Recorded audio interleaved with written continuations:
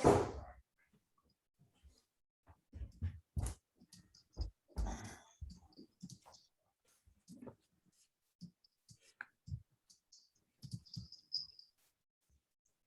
morning and welcome to our third program under the LA to DC Goes Global Trade series. We are welcoming today participants from all over the nation. Thank you for taking the time to be with us today. Next slide, please. I'm Simona Racek. I'm one of the Los Angeles SBDC International Expansion Advisors, and I manage the LA SBDC Go Global Trade programs. Next slide, please. Today, we are bringing a much needed conversation to all of you on cross-border e-commerce strategy and omni-channel management. So please take this opportunity to ask all of your e-commerce questions. I will be collecting your questions from the Q&A box, so use the box throughout the program, and I'll be presenting your questions at the end. We are reserving 30 minutes for your questions today. A few words about who we are. We are America's SBDC, America's nationwide network of small business development centers.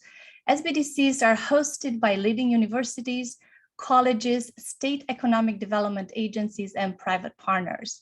We are funded in part by the United States Congress through a partnership with the US Small Business Administration. We have nearly 1,000 local centers throughout the nation available to provide no-cost one-on-one business advising and low-cost training to new and existing businesses. If you're not familiar with our services, please find your local SBDC at the link listed on this slide and let us know how we can support your business growth. The hosts of today's program are Los Angeles SBDC and Virginia SBDC Global International Trade Department. Los Angeles SBDC Global Trade Department is hosted by the Ventura Economic Development Collaborative, and Virginia SBDC Trade Program is hosted by George Mason University. The contact information for both programs are listed on this slide. Next slide, please. The LASBDC Go Global Trade Program includes no-cost focused one-on-one technical advising in the areas listed on this slide, from developing an export market plan to learning about your e-commerce digital tools to international financing. One of our main roles is to make sure you have access to local, state, federal programs to support your global expansion. For example, if you qualify for an SBA loan, I will make sure that you are aware of the SBA Export Express program. Next, please. One of the authorized loan purpose for the Export Development Program, it is e-commerce development, and today we are talking about e-commerce. Implementing your export strategy, international marketing, website globalization, and e-marketplace channel cost, IP protection, international legal cost, regulatory compliance cost are all covered by the SBA Export Express loan program. So we'll make sure at LASBDC Global that you have access and you know how to navigate a program and apply for a program like the SBA Export Express. Next slide. I am excited to introduce our speakers today. We have Dr. Ray Bowman, the Los Angeles SBDC International Trade Director, and also the Ventura and Santa Barbara SBDC Director. Dr. Bowman is an international trade business veteran with more than 30 years in international trade experience. He's also a DAC member, a lecturer, and a business and trade analyst. Our next speaker, next slide, is Jay Sao. Jay is one of our LASBDC e-commerce experts and advisors. He's the founder and CEO of Globemart Technologies, a global B2B e-commerce marketplace enabling emerging products brands to enter new markets. Our next speaker is Vincent Iacopella. Next slide, please. Vincent is the Executive Vice President of Growth and Strategy at Alba Wheels Up International Incorporation, a privately held custom broker, freight forwarder, and global end-to-end supply chain management company. If you're part of the California international trade community, Vincent does not need an introduction. We also have, next slide, Patrick Perot is with us today. Patrick Perot is the CEO of Getting to Global, an organization dedicated to simplifying global trade, and promoting the adoption of e-commerce. Getting to Global runs the Global E-commerce Accelerator, a unique program that guides companies through incremental strategies to go global through e-commerce. And before we start the program, next slide, please. I'm handing over the virtual floor to Aaron Miller, the Virginia SBDC International Trade Director, our partner who is supporting in making this program possible. Aaron, the virtual floor is yours. And next slide, please. Right. Thank you so much, Simona, and very excited for our next iteration of this series and to hear what our speakers have to say on this topic. Really just, we'll keep this short, but here in Virginia, we offer many of the same services that our counterparts in Los Angeles provide to small businesses, from research to export compliance assistance, getting access to the trade finance tools that exist to expand your business.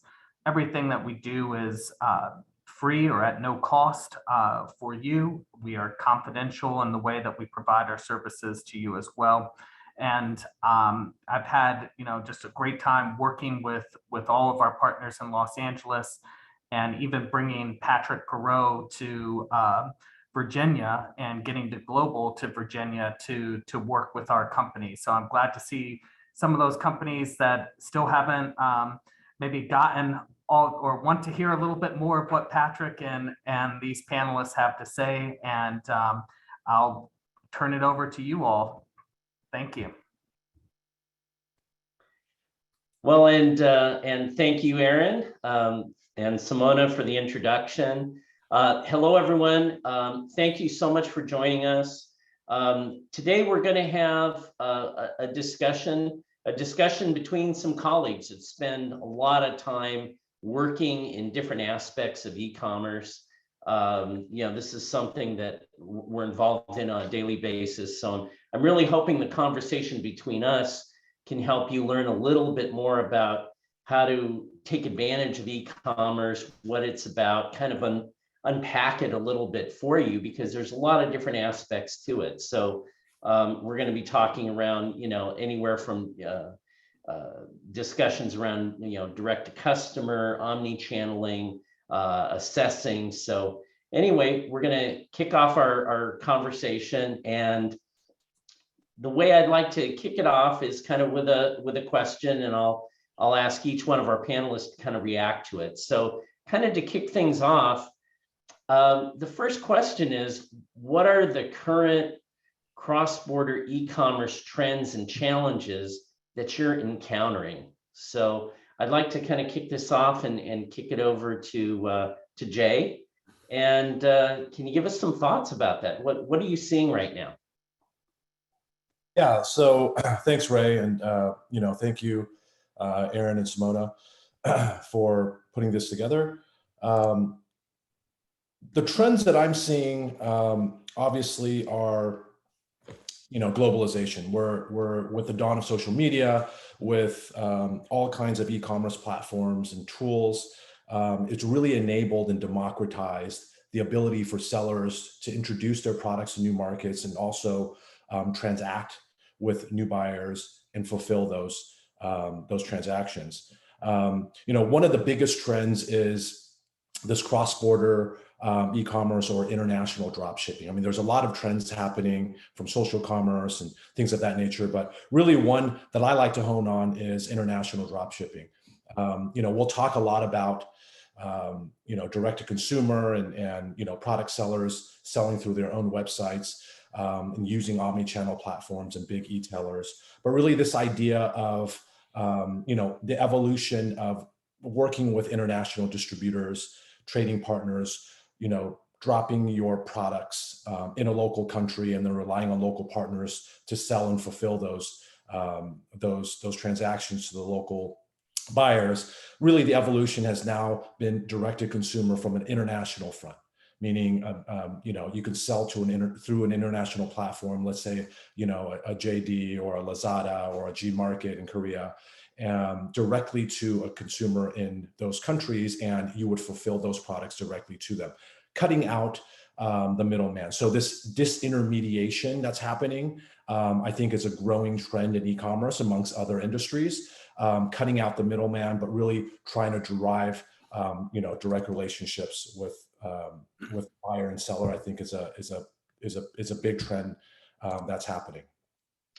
Well, and one of the conversations I know that we've had as colleagues is this whole idea of the democratization of trade through e-commerce. That it's really, trade is really truly being directed and driven by customer demand on a global scale. So Vince, kind of what is your take? I know you're in the world of logistics and the supply chain, and I don't know what sorts of things you're seeing. Well, thanks, Ray, and thanks everybody. Good to see everybody again. I'll put my import and export hat on at the same time, because so many things that are sold in the United States are sourced elsewhere in a combination with domestic product. I think a couple of trends. I would say a couple of years ago, the cross-border e-commerce world was almost exclusively an air freight market, right? And even before the pandemic, we saw this migration over to ocean mode when it was applicable, when you had a longer lead time, when the products were bulky. So what we're seeing right now is that this trans-Pacific ocean freight and air capacity issue, which capacity just means the amount of planes and the amount of boats that are available. One might say, well, how does that affect me, if I'm getting product out of the country to a foreign market? Well, the stress on ocean and air capacity is global. It's not just isolated to Asia, to the US. And I was in a conversation with one of the online marketplaces, and I guess they really didn't register how much of their sellers relied on us sourcing outside the United States, whether it was components or whether it was the actual product itself. So as far as trends, I agree with Jay. I see more of a I haven't seen a lot of C2C, but more of a B2C type environment. And along with that, I think comes all these other questions that we didn't have in the B2B environment, such as a distributor in a foreign market may know about intellectual property protection. They may know, when I say the word de minimis, it's just the value at which an item may enter a foreign market without paying duty, right? So these are all things that freight brokers and customs brokers and freight forwarders know, and foreign distributors kind of knew. But when you go directly B2C, we have all these new questions at origin we have to deal with. Is my product subject to FDA? Is my product excluded from duty-free treatment in de minimis because of things like cotton fees, or does it exceed the value in that country?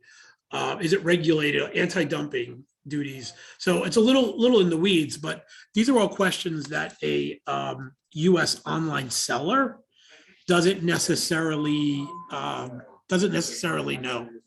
So those are the trends that I'm seeing.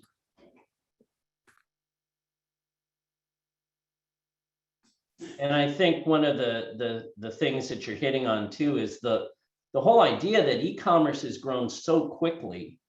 You have this supply chain that's been around forever, and a lot of things just really haven't changed much, within the traditional supply chain. But now e-commerce is forcing all this change, and in terms of regulations. And one of the things I also want to kind of remind our audience throughout our discussion is, sometimes in the US, we tend to think e-commerce as an import thing, right? We're ordering products, we're big consumers.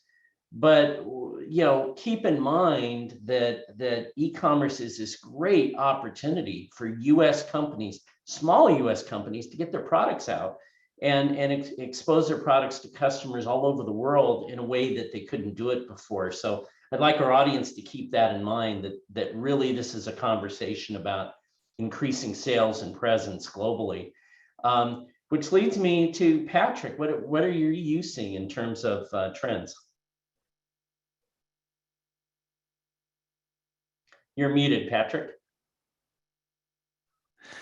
Thank you. So of course I was muted. So what I was saying while muted was that, like my colleagues here, I do see a lot of trends. So we're talking about democratization, we're talking about simplification, and we're seeing that more and more. Only a couple of years ago, configuring and working and putting in place all the systems that you needed to be able to properly handle international transactions used to be a pretty big project. Now you have services that are all fully built into your platform. So services like Zonos, Digital River, Global E allow you to turn your B2C website into an international or into a cross-border capable all-encompassing solutions in a couple of weeks with very, very low cost. So this has allowed a very large numbers of US merchants to start selling internationally, even though they did not have a lot of budget to invest in a project like that. Another aspect that, another trend that I'm seeing a lot recently, and that's actually in line with some of the work we did with Aaron Miller in Virginia as BDC, is that we're talking a lot about B2C e-commerce, but we've seen B2B e-commerce and cross-border B2B e-commerce explode over the past year or so.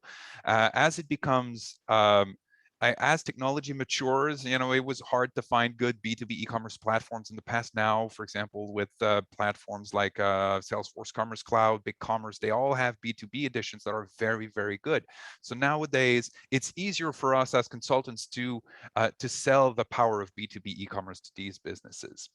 And another trend that we are seeing is, especially when it comes to Europe and Asia, distribution is a lot easier than it used to be. So right now, I could name just top of my head about 10 solutions, 10 different partners you could use for direct-to-consumer distribution in Europe, for example. And these are all, again, easy to integrate. They all have built-in, or they all have connectors for Shopify, for BigCommerce, for Salesforce, for Magento.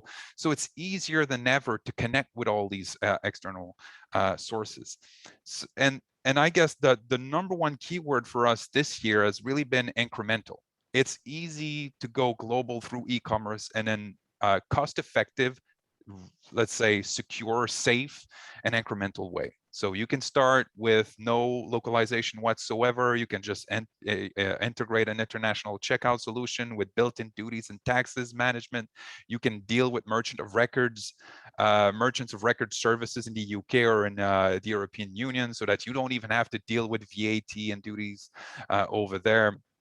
So it's very easy. It's easier than ever to sell internationally, but it's actually in some cases become so easy that some merchants may think they no longer need the expertise of a Vince or a Jay.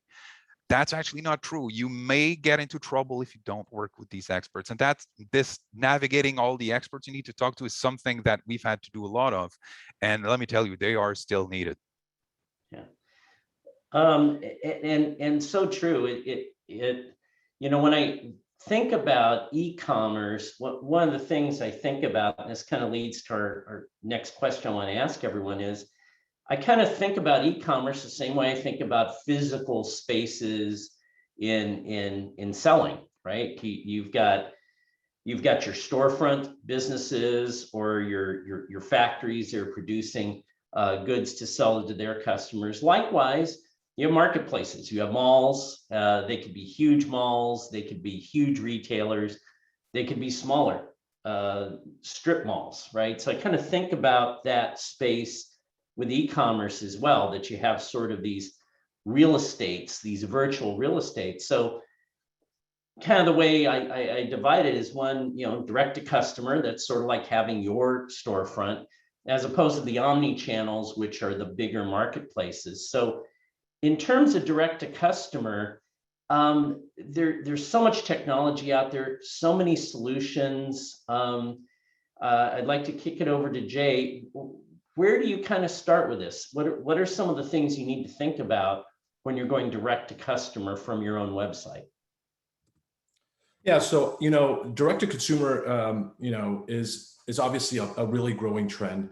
The DTC push really started several years ago, which brands and especially smaller sellers are looking at a way to reach your customers directly using various platforms, and really trying to circumvent the big retailers, because they understand the difficulty to deal with these retailers, off invoice allowances, commissions, all of these type of things.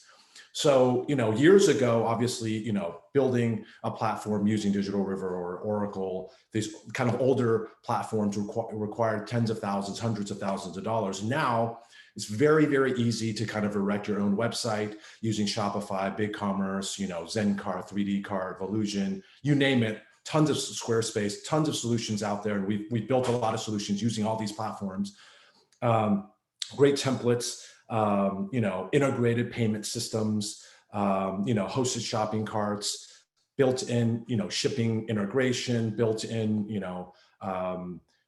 marketing integration. I mean, from soup to nuts, these platforms have really made it very, very easy for a brand or a seller to sell direct to consumer literally overnight. I mean, you can erect one of these websites professionally built with beautiful templates, in a day, less than a day,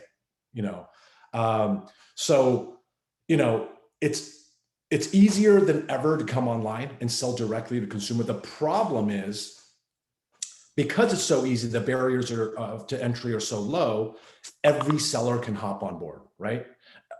Any of your competitors selling apparel, selling nutraceuticals, selling kids products can be online in a matter of hours.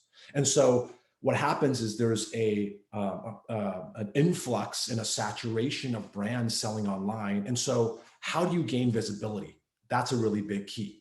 And how do you ensure that you can acquire customers cost effectively? We'll talk about that a little bit later. But also, how do you retain these customers? Because they have so many options. And so when it comes to direct to consumer selling, I mean, there's tons of platforms you can research, from costs and all these cool bells and whistles. For me, one of the big things that I talk to sellers, and we build a lot of brands internally ourselves, and we use these platforms to sell in. One of the key kind of characteristics that I look for is, does this platform have a well-developed, a well-established developer community? I think that's really important.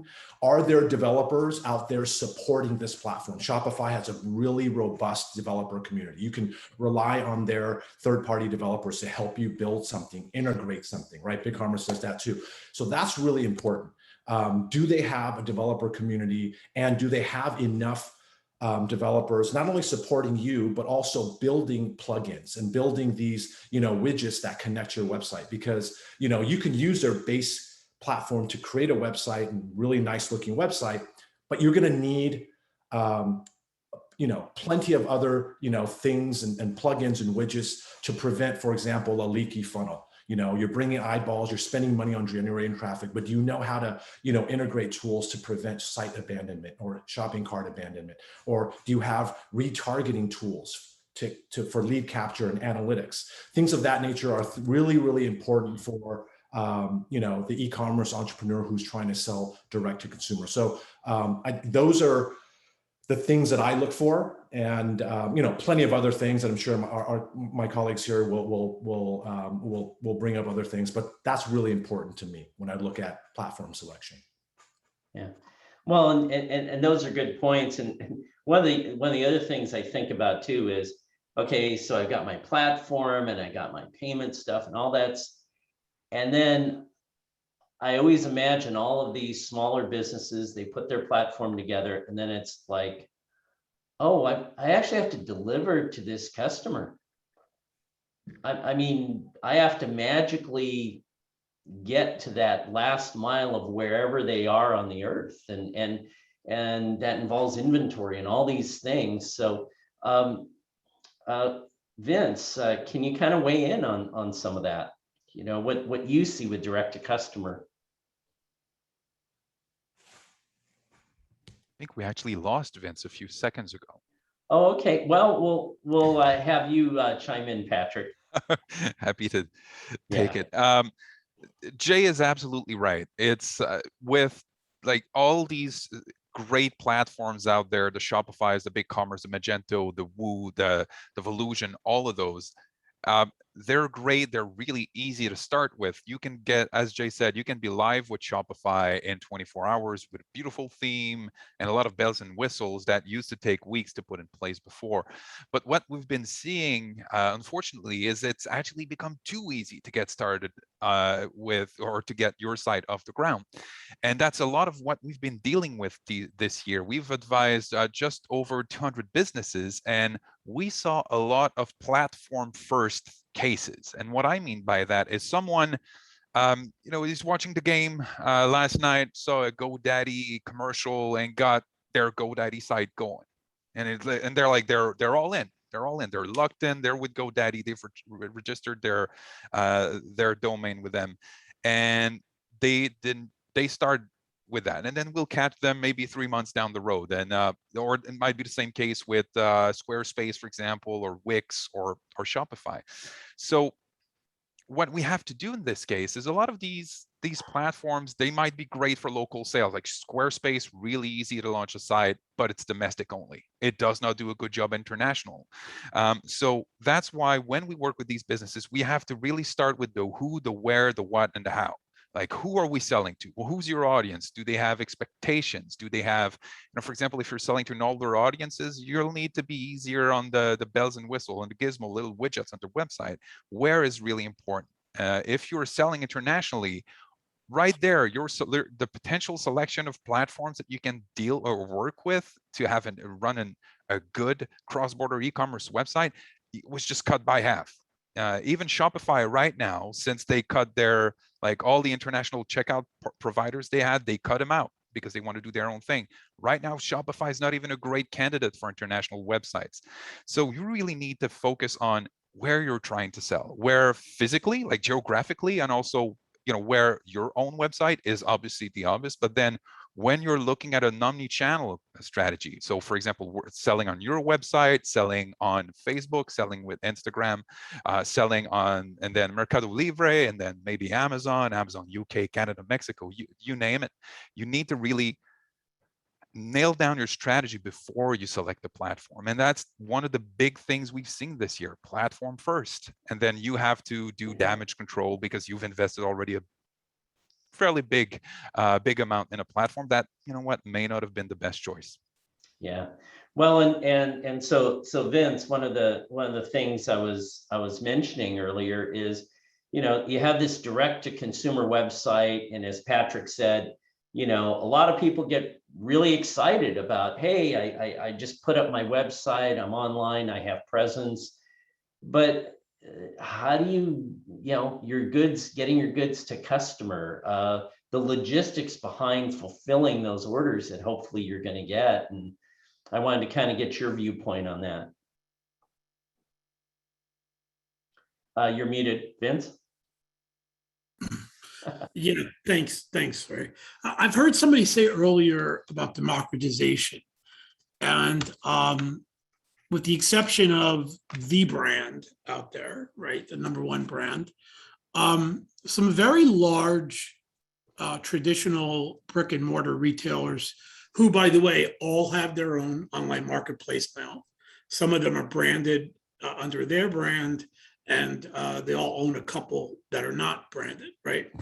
So what I've noticed is that the online portion of the brick and mortar companies space is experiencing pretty much very similar problems because it's online and they don't know it. And what I mean by that is that it's usually a different part of the company managing it. They bought a small online company.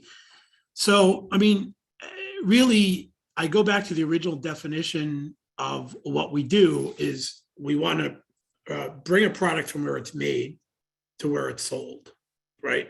It goes from where it's made to the consumer. And most traditional distribution channels were set up on the legacy the legacy type program where you had a forwarder, a customs broker, it came in an air freight shipment, a container.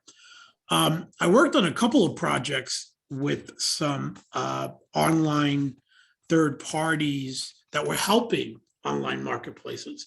And in fact, Patrick Perot gave a webinar to our customers about this very issue. And so when you get to that online space, all the legacy, not all of it, but a lot of that legacy experience and legacy distribution channel is not always transferable. I think last mile, which used to be the big boogie person man, is pretty much solvable with all the resources out there now. You have a lot of options in last mile. You have a lot of fulfillment centers. I still see the tension on the cross-border. What was interesting to me was I was in a conversation with one of the really large marketplaces, and that marketplace had no idea what percentage of their customers sourced what they were selling outside the United States. I'm sure they had I don't even think they had the data, right? Like they literally had no idea that I sell this online, but it really comes from somewhere else. So I think the challenge are similar to what I mentioned in the first comment, compliance, intellectual property. And this goes for outbound too, probably more on outbound because there's less outbound regulation, right? So if I have a product and I want to sell it direct to consumer in the Philippines, right? Are those getting caught in the small package environment for all issues I mentioned before? Is it cosmetic, subject to food and drug? Is there a distributor in that company that has an agreement with the copyright owner that they're supposed to distribute, right? So I see a lot of those same challenges coming in. I think the good news is that folks are getting better at it, and professional companies that are in that space are actually moving towards that space, because I could just speak for our own company. One of our major pivots in 2020 was we'll never leave brick and mortar. We have too many important customers, right? But we realized that there was a certain percentage of brick and mortar that had moved over D2C, right? And we had to be prepared to handle it. So there are solutions, mostly from the sourcing side, from the seller side, that you could put in place. I'll leave it with this. Any idea, and I've been in these discussions with customs agencies, not just US, any idea that the consumer is going to resolve the issue is not an idea, right? The consumer is going online and pressing a button and buying a product. So these ideas that the purchaser is responsible for IP, the purchaser is responsible if the product is safe, not going to work. It really needs to be handled by a cross-border regulatory agency. I'm not saying it's handled exactly the same way in the legacy market as it is now, but there really needs to be a controlled approach. And I'll leave you with this. What we've already seen in this space is that there is a concentration, not so much on trade data, but on shipping manifest data, right? So the shipping manifest doesn't replace the trade data, but it's the data that is used more and more for targeting these types of issues. But there's a lot of expertise out there with a really good partner. If you are, if you are selling in a foreign market, I know that the U.S. Commercial Service has a lot of advice on this e-commerce piece as well. And then I think Patrick said it before, partner with a company that has a little bit of competency built into it to help you through it. Well, and before I go on to the next question I want to ask, just real quick, because I'm sure our audience would like to write this down, is okay, you put up your Shopify site or whatever the platform is. What are those must-have plugins that you need? Because I'm sure a lot of people in our audience are going, okay, so now that I've done this, what do I need to have integrated into that platform? What boxes do I need to check? Whether it's an add-on that's provided by that platform or one that I have to go find. And I'm kind of throwing it to Jay or Patrick because I know you work with this a lot.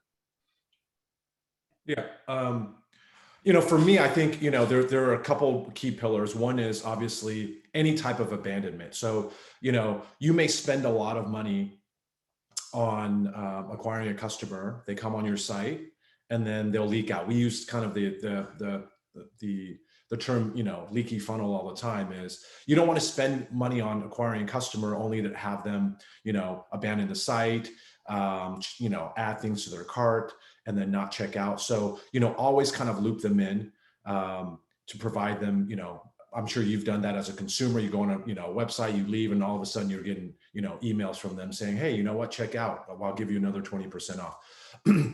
Those type of things are somewhat effective depending on the product and industry. Retargeting is very important.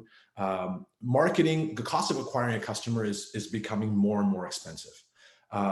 We've played around with every tactic and every angle, from IG and Facebook ads to doing influencer marketing, all kinds of things, and it's getting more and more expensive to the point in which it's the ROI, the return on investment, is almost never achieved.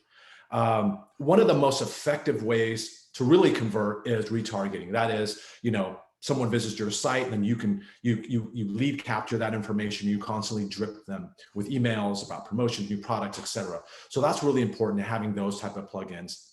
We love analytics. Analytics, I think, is very important, to say the least, in terms of, determining, where people are visiting, what site, what pages, how long they're staying on your site. There's tools like Hotjar and various other analytics software that you can install on your website. And you can actually, heat the mouse of all of your consumers. People go on there, you can see where they're clicking. Is the UX effective? Is the button placed in the right location? Are they getting confused?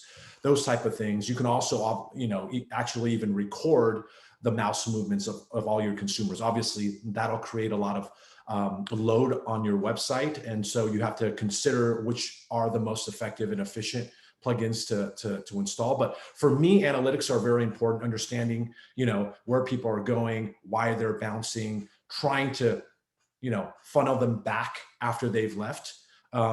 Either trying to get feedback from them on why they left, or, is it pricing? There's a lot of things that you can derive from that in order to try to boost up your return on investment. And Patrick, in terms of, I know you need some kind of payment plugin to accept payments. You need plugins for your supply chain. What other things do you think are important to consider when you're standing up your direct-to-consumer site? That also applies to B2B sites as well. And by the way, I'm a huge Hotjar fan. Thank you, Jay, for mentioning it. Such a useful tool. When I look at, let's say, the core plugins or the must-have plugins for any of our clients' websites, I look at two things primarily. I look at reducing friction in the purchase experience, and I look at how we can simplify management. A lot of companies we work with may be, smaller organizations, may not have a whole team to manage or be dedicated to the management of their websites. So we try to keep that as simple as possible. So when it comes, for example, to managing shipping, we'll look at not really a plugin, but other services like a ShipStation, for example. When you're looking at things like cart abandonment, obviously, as Jay mentioned, this is one of the key areas where you want to look. There are tools now that will even do site abandonment mitigation. So even before you add anything to cart, the tool, like I think the name is Metricall, will detect if your visitor has an intent to leave at some point, and it will do something to mitigate that situation. My number one thing when it comes to cross-border, and I know Aaron is probably tired of hearing me say this, but it's the welcome mat. It's a geo-targeted pop-up let's say your visitor comes from Germany. Let's say Just Uno does that very well. So Just Uno will detect that the visitor is coming from Germany, and it will display a message like willkommen, all in German. I won't pretend I speak German, but I'll say, welcome to our website. We're happy to deliver to Germany. We're happy to manage duties and taxes for you. No bad surprise at delivery. Delivery in 2 weeks, 30-day warranty, no questions asked. So all the fears that your international visitors may have are alleviated by this. This beautiful little pop-up, little banner here just to make sure that everything is good. Then when it comes to the checkout experience, when it comes to cross-border, if you want to maximize your conversion, you need to deal with duties and VAT. Duties and taxes, they're the number one source of bad surprise for international visitors. Imagine, and again, sorry, Aaron, for again talking about this, but imagine you've ordered something internationally, or let's say from France, and it gets to your door, but instead of being handed your package, you're being handed a payment terminal. That just hurts. And that is the number one source of international returns. And Vince will tell you, these are expensive to manage. So something like an international checkout solution like a DR, Digital River, or Zonos, or Global E. Global E, by the way, is I think the default solution that's going to be implemented in Shopify at some point. So this is really important. And this usually coupled with a merchant of record solution may be very easy. It makes basically your the international side of your website completely transparent. Then you can look at, eliciting more reviews with a solution like Yotpo, for example, or connecting with, little tools that make it easier to integrate with Facebook, with Instagram for both the shop and just the visibility. But I'll say that even before you look at plugins, you need to get your fundamentals right. We oftentimes look at websites that have, bad conversion rates, and they've got all of these installed. And then you start looking at the fundamentals, like, does the site run properly? And sometimes the load times are horrendous. You're not going to stay on a site where every page takes 10 seconds to load, right? You need to look at your photography. If products don't look good, people are not going to buy them. You need to optimize your titles. You need to optimize your product descriptions. You need to get these right before you start investing in all those bells and whistles. And I'll tell you, some of these plugins are expensive. So very quickly, costs will add up. And then the worst kind of plugins are those who will take a percentage of each sale. 0.5% here, 0.5% there, and all of a sudden you leave 10% on the table. So you need to be careful with those. Well, and that's a really good lead in for my next question, because so far we've talked around direct to consumer using your own website, but again, going back to sort of that real estate model, I spent a long time in supply chain logistics, and I remember having a lot of conversations with customers that were selling direct to customer in traditional environments, and then all of a sudden they get the opportunity to sell to a Costco or to sell to a Walmart. And so I kind of think of omni-channeling as the same way. Now you're entering these big marketplaces, and so Jay, what are some of the things you have to think about now that you've got your own site and it's up and running, but now you have these opportunities to work with these big omni channels? What do you need to think about? The key words that I use is D2C dilemma. Everyone's going to D2C.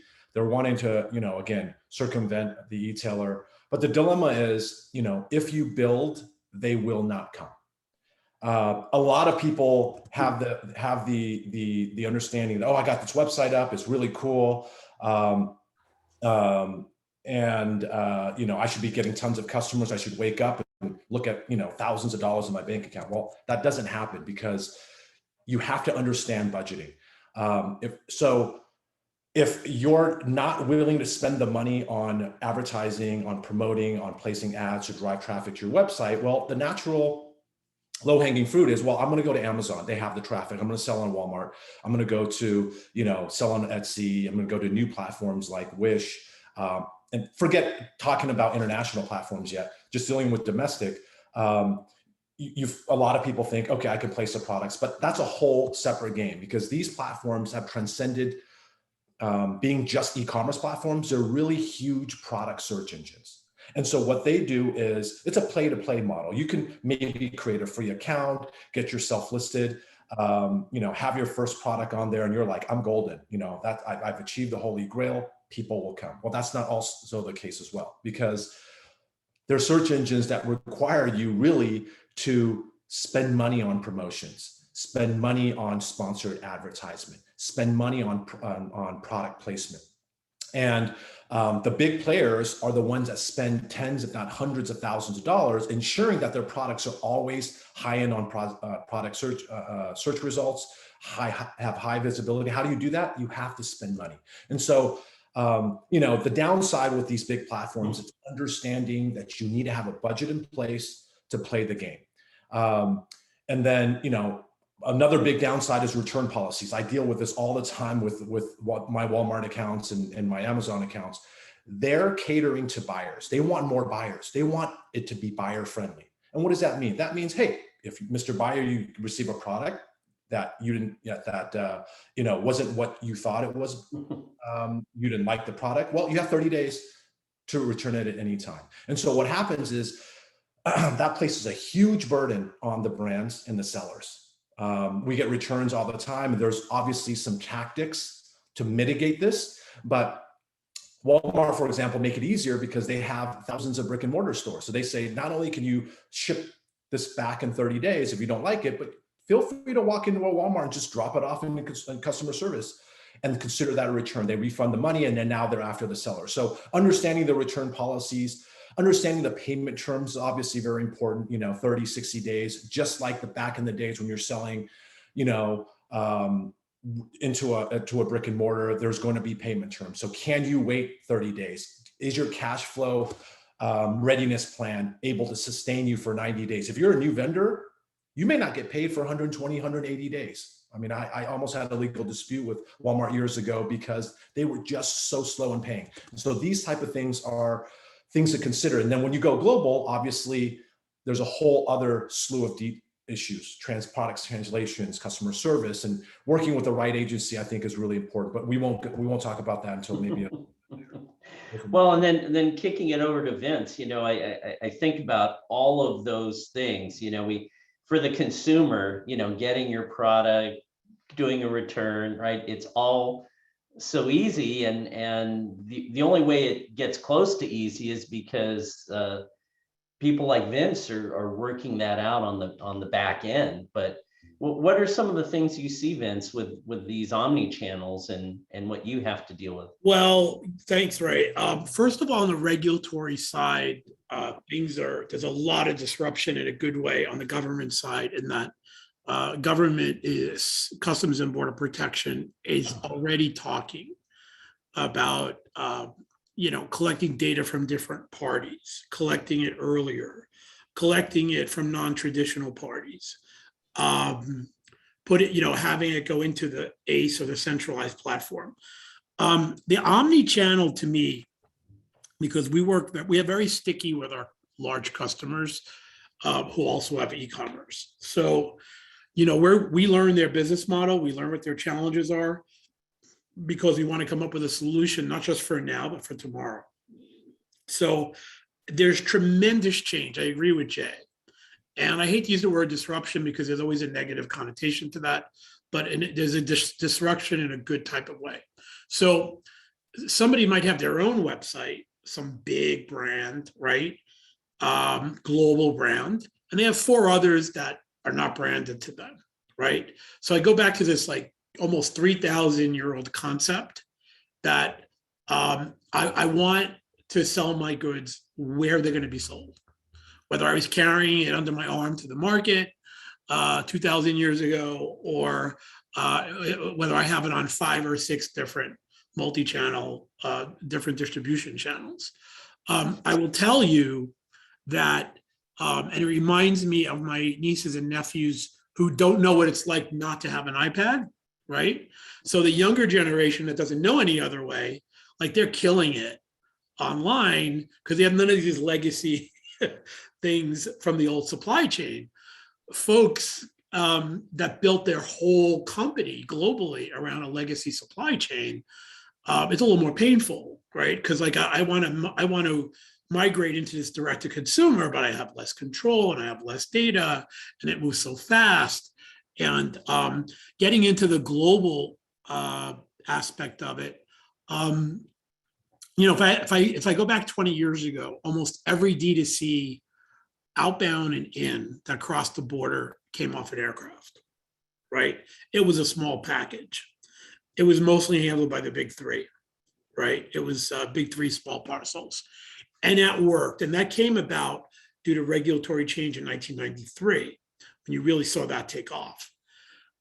Since 2016, we've had regulatory changes in the United States that allow up to $800 a shipment to come into the country. Before it used to be $200 or $250. Most countries' de minimis values are still $25, $30, very small, right? Australia went up to about $800 on the de minimis, which is the amount you could bring in for e-commerce. And then a couple of months later, they reneged on the VAT, on the GST. They were losing too much money. So this whole situation is still being figured out. But I will tell you that where your product is coming from, even if you're not the manufacturer, in this day and age, if you read the Journal of Commerce or the Wall Street Journal or American Shipper or every one of our company news blasts, people have to start caring where that product is coming from. If you have the best product, I was talking to someone last week who had an amazing product in LA, right? And they had amazing buyers in Manila, and the quantities were larger, right? But none of that is any good unless you can get it to Manila, right? If you can't get it to Manila, and vice versa. I had an interesting discussion with a company that said to me, well, I'll be honest, I said, why don't you offer resources for your sellers that have a global supply chain, not just a US supply chain? And you don't have to do the services, but you can make referrals to several companies. Well, it's really not our responsibility to get the product here, but your whole business is built on people selling stuff on your site, right? And due to the fact that the current Trans-Pacific capacity crisis is unprecedented, it's just the worst we've ever seen. We do see online channels talking to sellers, not individuals, large companies that were selling, and talking to sellers. And yes, now everybody's asking this question, like, why don't I have inventory? Why isn't my product here? So to sell the product, it has to be in the market. It's going to be sold. So I think there's going to be more of an integrated strategy, right? Another company had asked me, can you give me a list of questions I could ask my seller online, which is where the product's made. Now that's interesting. There's going to be a new regulation coming in the United States where you're going to be obligated to list on your site where the product is made for regulatory purposes, for compliance purposes. But you definitely want to know. If you are a retailer on an online marketplace, and I'm talking to all of you, like I want to know, is that product in your warehouse in LA, or is it in a warehouse in China, right? Because I have to manage my expectations as to when I'm going to get that product. So definitely see, and there are solutions to all of these challenges, but I think the e-commerce world, direct-to-consumer world, is starting to see the regular challenges that you saw in legacy supply chain. Yeah, well, and it's just the whole idea of, when you're with these omni-channels, you have to be prepared to fulfill orders. You have to understand what the impact of regulations is going to be, and overall being a good consumer of these channels. So Patrick, what are some thoughts kind of there as far as, how you're a good consumer? You've entered this marketplace. How do you make sure you're doing what you should and watching out for the things you need to be careful of that are different than direct to customer? Well, as a merchant, you need to do your homework first, right? You need to go in there prepared. You need to have spoken to someone who's comfortable, that has done business using, for example, Coupang in South Korea or Mercado Libre in Latin America. You need to understand what is different, and it's usually a lot of merchants here will have experience with Amazon, so it's always good to look at how Mercado Libre will compare to Amazon in terms of your responsibilities, how it works, how long, for example, Jay mentioned how long it'll take you to get paid, because it can be a while. So doing your homework there is key, and you also need to know the neighborhood, and by that I mean, and again, Jay mentioned it, there's a million sellers trying to sell something that's very close to your product online, on Amazon, on their websites, on other marketplaces. So it's always good to know who's competing for the same real estate, right? To use your term. You can use tools to help with that research. Jungle Scout is one. Helium 10, I think, is another one. And there's a million tools like that out there. And these tools will help you research who's your competition out there, and then you can look at pricing. Can you compete? You can look at who are the leaders and see what you can learn from these guys. And and that's even before you start looking at the expectations, what the rules and regulations are in for a specific marketplace. But we've covered that. One, I think, great way. One thing though, even though it's complicated to enter a new marketplace, especially in international markets, it's also a really great and easy and cost-effective way to validate product market fit. Will your product is a hit in the United States and Canada, might not even sell one unit in South Korea or in Nigeria. So it's always good to have this data, so you can say, okay, I'm going to use, for example, I'm going to go into this marketplace, I'm going to go into Jumia in Nigeria because I want to see if my product has legs over there. Great way, cost effective. And then the last thing I want to say, because I don't want to repeat anything that my colleagues have said, is there's also something that's it's a trend, but it's always been a problem, especially on Amazon. There's what I call the bad neighbor effect. In some categories, there will be so many cheap sellers or sellers of really cheap knockoffs, primarily coming from Asia, that putting your products next to theirs might actually hurt your brand. It's the prime example, Logitech. Now Logi, I think, started selling their beautiful webcam. I've got a C920 here, beautiful webcam, but it's been like the design has been copied by so many cheaper brands that now Logitech is actually being hurt online because people are looking at the camera there. So my C920 looks exactly like this other one here. That's a weird name, but I like Hua whatever. Like, okay, this one is $40. This one is $200. This is obviously too cheap. I won't buy it, but this is obviously too expensive, so I won't buy it either. So people just go away. And that's actually hurt the sales of a lot of brands, especially in the consumer electronics field, but also, fashion, home decor. So you need to be mindful of that. A marketplace might not actually be a good pick in some cases, but in most cases it is. Yeah. So I want to leave enough time for Q&A because I know we already have some questions queued up. But so I'm going to combine, I had two questions, one about e-commerce marketing, client acquisition, sales funnel, but then my last question was going to be about e-commerce readiness. So I'm going to kind of combine the two. So what I'd like to do is call on each of you, and if you could give me top 3 things to think about in terms of your e-commerce marketing and customer acquisition, and then top 3 things that you would mention in terms of e-commerce readiness. 3 things that come to mind in determining whether you're ready or not. So given that, we'll do it really quick so we can get to the questions. Jay, what's your take on those? So e-commerce marketing, I don't know if I can give 3. I mean, I can give 300, but understanding your budget, I've talked about that. That's really important. Don't get goaded into all of these. I've worked with so many digital agencies, and if you're in the digital agency world here in the audience, I'm not talking about bad about your industry, but To me, a lot of it is highway robbery. We spend a lot of money experimenting with influencer marketing and doing these type of ads and that ads and this content marketing.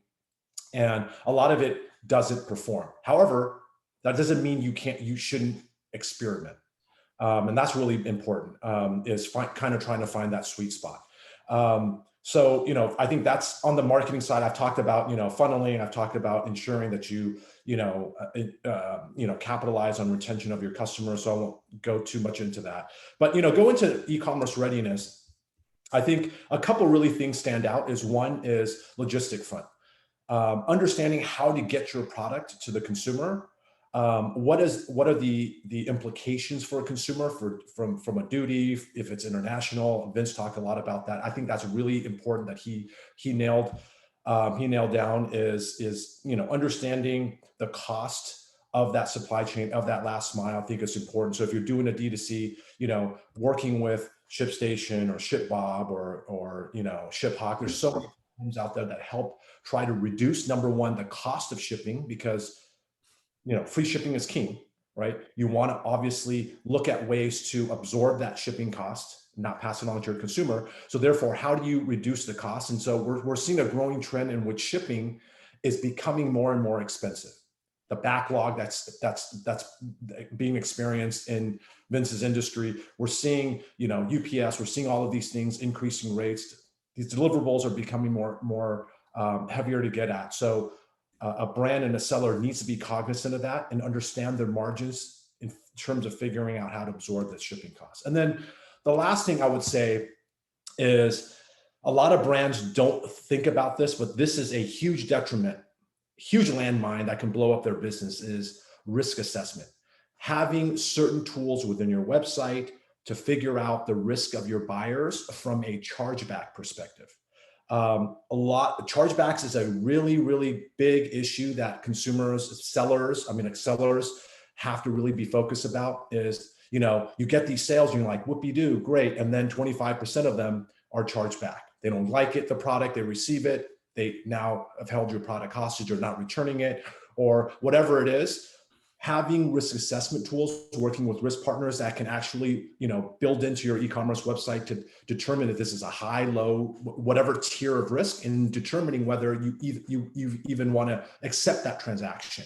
Oftentimes, sellers take every single buyer that comes in, and that's a huge, huge pitfall, because all they're going to do is send out product and have banks just basically charge back, and basically you're returning funds and you're losing out on product. So those are the things that I would say from a readiness standpoint. Make sure you do some homework around. And for sake of time, Vince, I'm just going to ask you about maybe 3 quick recommendations in terms of supply chain. Well, I'm going to take a page from Jay, because logistically, partnerships are important. To be aligned with a partner that knows the e-commerce space. But I have 3 words which are exactly the same challenges in brick and mortar, is inventory, inventory, inventory, right? This year, it's about inventory. So not to be repetitive, but where is your inventory now? Where does it need to be a point of sale? Even if you're breaking into a foreign marketplace, there's a good chance that 100% of those products are not coming from the United States, right? You could have products coming from third countries or Asia that you're selling on a Philippine or a Taiwanese marketplace. So it really is about inventory and delivering. And then the other thing that Jay said, especially if you're new to it, are these hidden costs, and I'll leave you with this. There's always been, a friend of mine reminded me that e-commerce, she grew up in the Midwest in a farm town. And she's like, you know what? We had the Sears catalog. We used to point at a product in the book and it used to show up in the mail, right? So I tell that story for this reason. Section 321, duty-free de minimis shipments, is a way to get goods in duty-free. It is not defined e-commerce. There are many e-commerce goods coming into the country that are coming in the legacy way, duty paid, right? So it really is multi-channel and multimodal, right? It's multimodal. So again, you need somebody who's going to look at both strategies. And the reason I say that is there's a subset of goods that aren't eligible for the duty-free treatment. And you want to know that going in, right? Cotton fees, wood products sometimes, anything over $800, anything with anti-dumping duties, right? They just can't come in under that duty-free. And you want to know that before. But I'll leave you with this. Inventory. I talk to the small guys, large guys selling to Walmart, guys selling to Costco, and your channel, whether it's a building or virtual building, they want to know that when their customer presses that button, they're going to get that product. That's the number one challenge, I think, right now. So I would just inventory. Okay. And since we're really pressed for time, we only have like another minute, and I want to get to all of our questions. Patrick, no pressure, but based on what Jay said and what Vince said, anything that you want to add that they may have missed that you think is important for everyone to know? I'll do the three things very quickly. E-commerce readiness, my top three. Commitment. If you're not committed to making this work, you'll need to commit time, you need to commit effort and money. So keep that in mind, and also keep your tolerance to risk in mind. If you're risk averse, maybe the plan for a little bit longer. Platform selection does not come first. And then you need to understand how much this is going to cost and compare it to what the alternatives are. Yes, an e-commerce website can be expensive, but so is a new store, a new storefront. When it comes to customer acquisition, make peace with the fact that at first, at least, your e-commerce strategy is going to be a pay-to-play one. You're going to need to invest in marketing. You're going to need to invest in pay-per-click advertising, influencers. Make peace with that. Learn from the leaders. Even before you start anything, look at what your competition is doing, learn from that. It's always less expensive to learn from other people's mistakes. And then lastly, retention is better than acquisition. Jay said it, invest more in keeping your customers happy. They'll come back, and then you'll have to spend less on acquisition. And I think that's a minute. And before we turn it over, I've got one really old school recommendation, super old school. This recommendation is, I'm often asked, how much should I spend in e-commerce? And the magical question is, how much you're spending now to get a customer? And that's where you stump most small businesses, big and small. I go to a lot of companies and go, what's your cost of acquisition? What's the lifetime value of your customer? What's your margin? How do you do a cost benefit analysis? What's the return on investment of your current sales, so you can compare that to going into e-commerce. And so that's a fundamental thing, but I can't tell you how many small businesses I run into that can't answer those questions. So given that, let's go into some more questions from our audience. Great, thank you so much for this wonderful conversation. We have about 20 questions. So I will like to ask all our panelists to please keep the answer as brief as you possibly could. I'd like to go through many of these are great questions. The first question goes to Vince. How does one navigate the insanely high freight cost? We paid $6,000 in April for a 40-foot container to now $18,000 from China to LA. Shifting production domestically does not work if raw materials are imported as well. Simona, thank you. So we've done so many my company, our trade groups, we've done so many external webinars on this, and unfortunately there's no silver bullet answer. The only long-term relief is that you have the Federal Maritime Commission in the United States, which kind of regulates ocean shipping, but has no enforcement capability. They're looking at ocean carrier practices. They're looking at a couple of things. Those things take a very, very long time. There is legislation in Congress right now There's a bill number, I don't know if it's HR 4106, I'm not sure of the bill. There's a bill number right now in Congress because exports are affected as well as imports because of the lack of equipment. So I think what we've noticed, the three strategies that are not a silver bullet that we've noticed is that if you can map out 3 to 4 weeks in advance what your capacity issues are, then we and our agents, mostly in Asia, can do better on allocation, better price-wise and your ability to get it moving. We have a lot of people calling us on a Monday saying on ocean, which is rare. Air freight, no, but on ocean, it's rare. A lot of people call us on a Monday. And I know why they called, because they couldn't move it on their regular contract, right? Because they got capacitied out, right? So, well, how much would it cost? By the end of the week, I have to move 30 containers. There are companies out there that can do it, including our own, right? But just think about the cost of that against giving a couple of providers, 2 or 3 providers, a weekly or monthly projection. That's not going to be bulletproof. These are just things that can increase your chance of success. 3 to 4 week allocations, multi-vendor, being flexible. So in other words, this idea that I have to go from Shanghai to Los Angeles, not really. You could go from Ningbo to Oakland, right? So just being really flexible. I mean, you could even, you could go to New York or Norfolk, or even Houston, right? We could still get it to that internal price point. So flexibility, as much advanced data as possible. I don't want to be forecasting, but we have a lot of webinars in our company. We have one coming up on the 8th that's free, and nobody has a crystal ball. So we're initially, I won't go initially, but recently, people much smarter than myself were saying, well, this is going to last till Chinese New Year of 2022.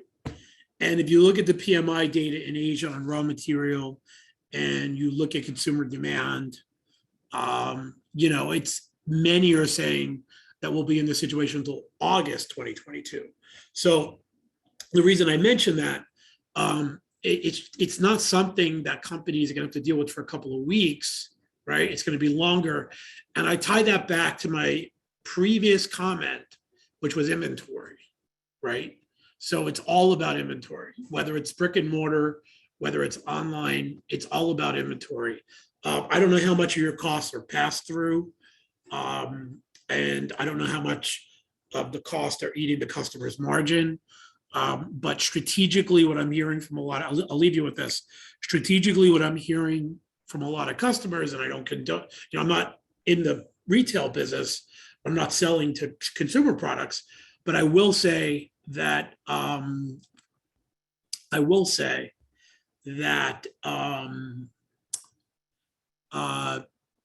the strategy seems to be for 2021 is that we took a hit on margin already. So not that that's a good thing, but really our strategy is to get as much inventory to online, to brick and mortar in 2021 so that we preserve our relationships going into 2022 and the sellers know we have the ability to produce inventory. Thank you, Vince. And when your company, Alba Wheels Up International on the website, you list all of these webinars that you have, is that correct? Yes, so, and then there are others too. We participated in the Long Beach Ecommerce webinar and the World Trade Week webinar, but I can give you a couple of links. The District Export Council has a lot of webinars too, similar, which you're aware of. So we can get you a list of all various webinars. Great. I do see a lot of questions that are very general on how do I navigate setting up all of the fulfillment, freight, foreign exchange, tax duties. This question takes a lot of time to answer, and we do at SBDC, LA SBDC, Virginia SBDC, or your local SBDC could help you navigate and make a plan and sit down with you and look at the budget and what it costs and what kind of solutions you need, and to connect you with the right expert. I'm going to select right now some of the questions that I feel are more focused and targeted to specific issues. This one is for you, Patrick. What are the trends for exporting professional services after COVID? And I'd like to expand on that. How do you see e-commerce solution being used to exporting services? Exporting services is, any question about exporting services is always a little bit of trouble for me. Exporting services first mean figuring out where your services are needed. COVID hasn't really, or as far as I can see, working with a few economic development organizations here and abroad, COVID has made it easier to sell your services internationally because you don't really have, or can't really, travel around the world to sell them. So everything is easier to sell now that everybody can stay home, and it's sort of socially acceptable to do so. It's still, even though it's easier to sell internationally, though, the one thing I will say is it has not gotten simpler. The regulations around compensating workers hasn't gotten any easier, and the invoicing invoicing your work hasn't gotten easier either. You'll have to register for VAT. You may, well, depending on the country, you may have to register for VAT. There will not be duties on any of your services export, obviously, but it hasn't changed much, except that it's less costly to sell your services internationally. We've never been that active internationally. Now we're working with Singapore, with Dubai. We've been working for years with Switzerland. Haven't met any of these guys in person for 2 years now. So that's actually good for services exporters, because you now get to, even if you're smaller, you get to compete with the big guys, even if you're not, traveling, actually, because you're not traveling. Thank you. I do have 3 B2B e-commerce questions. I'm going to try to combine them. So this one will go to you, Jay. Shipping B2B, I'm sorry, give me 1 second. I'm going to combine 3 questions into one. How do you structure e-commerce solution for B2B? How do you structure the credit card payments, letter of credit, documentary collection? And then is there any other option that will help grow and get more customers when you sell, for example, industrial equipment to an industry in Mexico, mainly automobile and railroads? That's a mouthful. Yeah. So to start, structuring B2B, we're seeing a lot of these platforms now facilitating cross-border B2B. So the experimentation with B2C over the last 10 years or so, they're saying, okay, how can organizations sell bulk items to their business buyers? So using very similar kind of pathways, using similar type of logistic formulation. Obviously, there's less of a de minimis implication there. So you still have to rely a little bit more on the legacy fulfillment capabilities. But I think the key areas around B2B outside of logistics is payment facilitation. So I think someone asked about that in the question, how do you facilitate payments? So we're seeing, platforms like Braintree. We're seeing, you have Payoneer. You have these type of platforms now creating new ways of doing large transaction facilitation cross-border with payments, and they're integrating. So for example, Walmart now has moved and shifted everything to Payoneer. So you can actually use Payoneer to actually facilitate your transactions, whether B2C or B2B basis. Chipotle, there's a bunch of other platforms that are now allowing larger dollar transactions to be facilitated. And I think that's going to help propel B2B transactions online even more.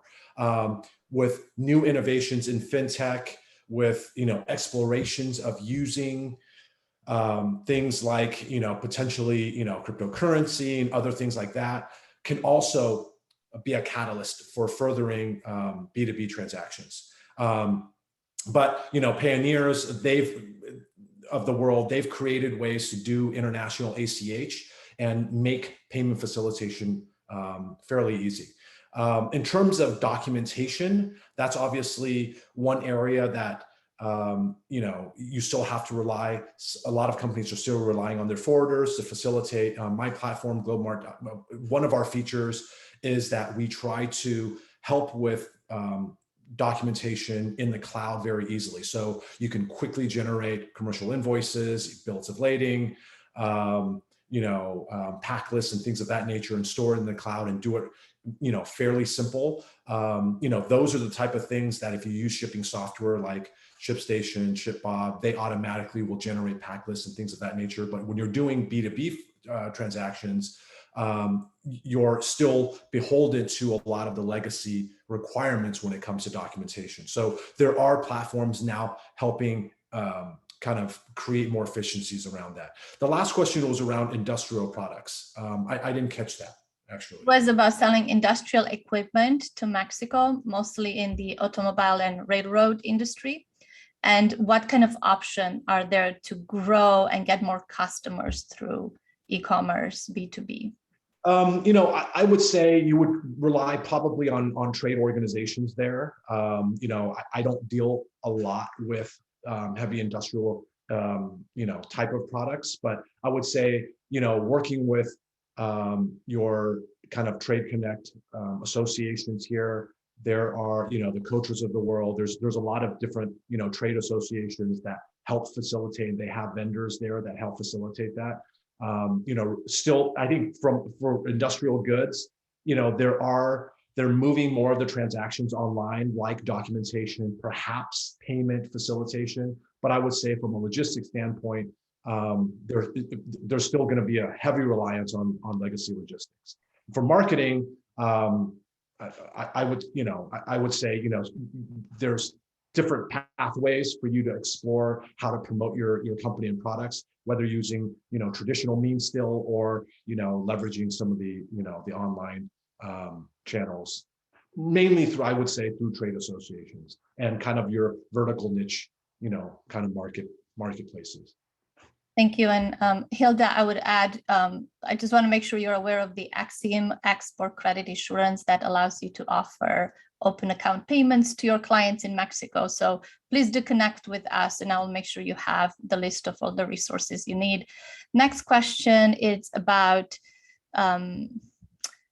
this will be probably for Patrick. Patrick mentions self-solutions that combine taxes and duties seamlessly. Which platforms provide these end-to-end solutions? Trying to accomplish this by hand has been confusing.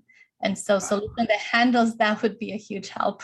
Yeah, it is confusing and soul crushing unless, I'm paperwork averse, so I share your pain there. I'll name three, and I think I've named them already. So the three partners I would look at, and there are a few more. There's Zonos, based in Utah. There's Global E, based in Israel. And there's Digital River, that actually is an old school name. They were the first to do international, or let's say a distribution of downloadables back 20 years ago. But now they have a pretty good service, a very good service. So Digital River, Zonos, and Global E would be the three partners I look at. Unfortunately, except for Global E, that's sort of building this in the back end. If you're on Shopify, you're out of luck for now. Shopify does not currently work with any of these guys. They're coming up with their own thing soon. But these would be the three partners I would look at, keeping in mind that there are a few others offering similar services. Since you're naming things, Patrick, there's a question about how do we get a list of direct-to-consumer distributors in the European Union? That one is for you. You mentioned a list of distributors in EU. These particular attendees also asking about VAT in the EU and UK. So as far as finding distribution partners, I would encourage people to go see exportconnect.org, export-connect.org, which is a program we run with the International Trade Administration. We probably have a dozen or so distribution partners for the EU over there.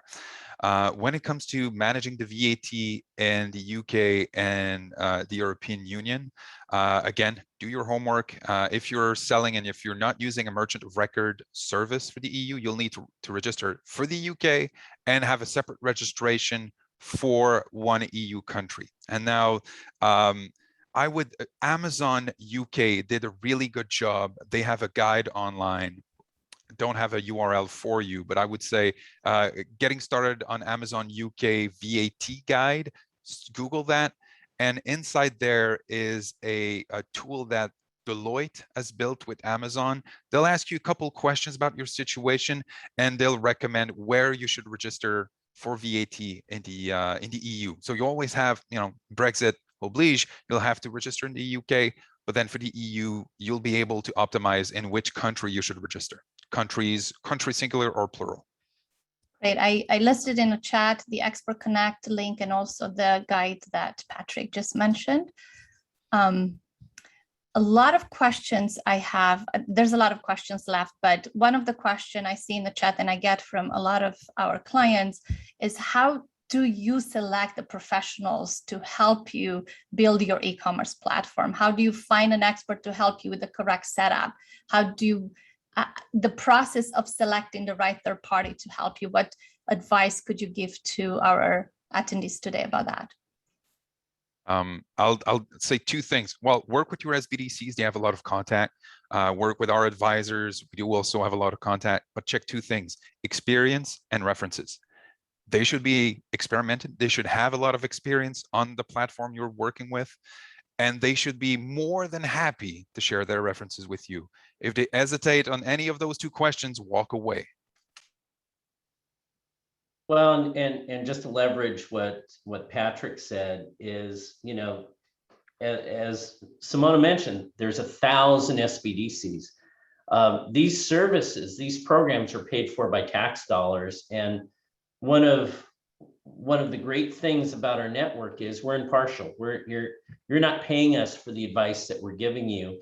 We're giving the advice because we know it leads to economic development. So we're often in a position of helping businesses be better consumers of service providers, and as an SBDC, we don't do the work for you, but because of that, we're really good at trying to help steer you and help you develop those questions and sort of frame your problems in a way that you'll use these service providers and be a good consumer of them. And again, in e-commerce, there's a lot of different service providers, from the platforms to logistics providers. So this is something that your tax dollars pay for, that we're more than happy to help you with.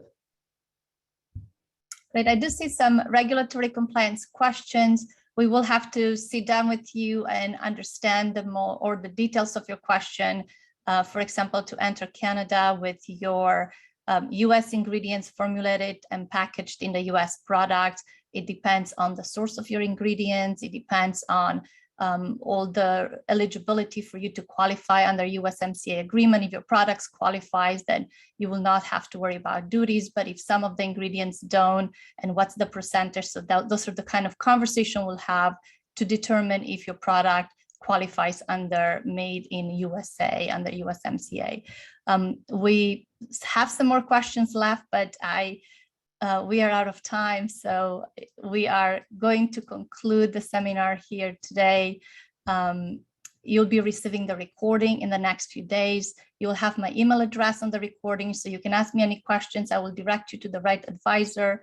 I will make sure you are connected with your local SBDC, Virginia office, LA office, or your local office. And yes, you're not alone in your e-commerce expansion endeavor. We are here to support you and give you resources. So make sure you do reach out to us. We just put in a chat the websites and the phone number for our programs. and we are happy to stay in touch and answer your questions. Thank you, Ray. Thank you, Patrick, Jay, and Vince for your time today and your expertise. We are very grateful for the discussion today. And thank you for having us. It was a pleasure. It's always fun to hang out with these guys. Definitely. Have a wonderful afternoon. Thanks, guys.